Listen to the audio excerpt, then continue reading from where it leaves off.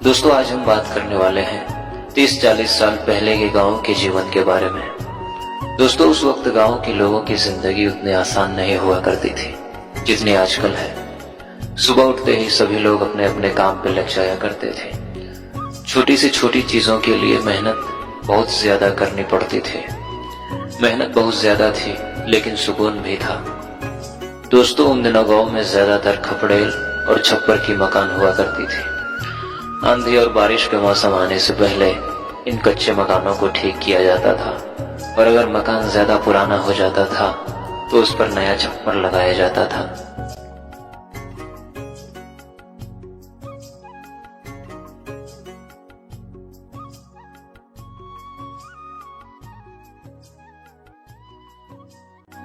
और दोस्तों उन दिनों खेती का सारा काम बैलों के द्वारा ही किया जाता था।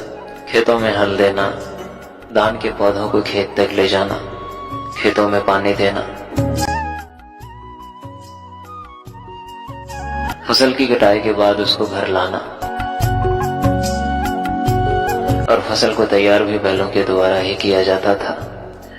खेती के अलावा कहीं जाने आने के लिए बैलगाड़ी और शादी में बारात भी बैलगाड़ी से ही जाया करते थे। और दोस्तों उस समय गन्ने का रस भी बैलों के द्वारा ही निकाला जाता था। और दिन भर की थकान के बाद शाम को रेडियो पर विविध भारती की सुरीली तान मानो सारी थकान दूर हो जाती थी और बहुत ही खूबसूरत नजारा होता था। वो बुजुर्गों की लगी चौपाल, इधर उधर की बातें और आने जाने वाले लोगों को टोकना और चारा मशीन से घास को काटकर पशुओं को बड़े ही प्यार से खिलाना और थोड़ी सी पानी निकालने के लिए मेहनत बहुत ज्यादा करना। और दोस्तों उस समय गांव में अनाज इसी में रखा जाता था। ये मिट्टी से बनाया जाता है, इसे डेहरी बोलते हैं। इसमें अनाज बहुत दिनों तक सुरक्षित रहता था और गांव में नदी में नहाने का मजा ही कुछ और होता था।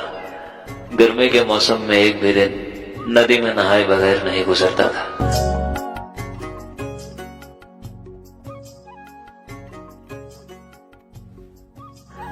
और दोस्तों सुबह होते ही सारे पशु खेत की तरफ निकल जाते थे अपने भोजन के लिए।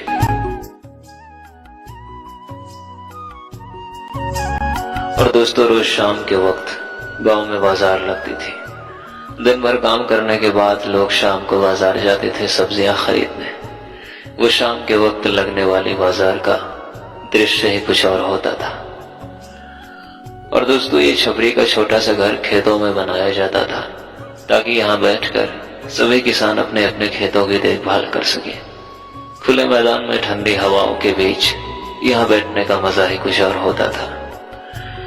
और दोस्तों कुछ इस तरह की हुआ करती थी पहले गांव का रसोई घर, जो पूरी तरह से मिट्टी की बनी होती थी और बड़े बड़े चूल्हे को भी मिट्टी से बनाया जाता था। और दोस्तों इसे हंसिया बोलते हैं। गांव में सब्जियों को काटने के लिए इसी का प्रयोग किया जाता है। और दोस्तों गेहूं की फसल की तैयारी के बाद जो भूसा निकलता था उसको ऐसे ही भूसा घर में स्टोर किया जाता था गाय बैल और भैंसों को खिलाने के लिए। और दोस्तों गांव में जब भी कोई त्योहार आता था तो उसके पहले घर की सफाई की जाती थी और गीली मिट्टी से घर आंगन और घर की दीवार हर जगह पुताई की जाती थी और पुताई के बाद घर आंगन सुंदर लगने लगता था।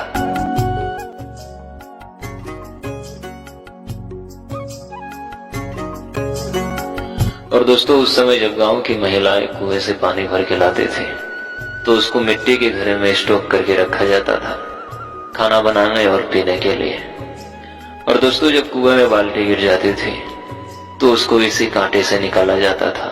इसको हर जगह अलग अलग नाम से जाना जाता है। आप लोगों के यहाँ इसे क्या बोला जाता है कमेंट में जरूर बताना। तो दोस्तों आज के लिए बस इतना ही। और दोस्तों वीडियो को बनाने में बहुत ही मेहनत लगती है। प्लीज आप लोग चैनल को सब्सक्राइब कर दीजिए। मिलते हैं फिर से किसी ऐसी ही पुरानी यादों के साथ। तब तक के लिए धन्यवाद।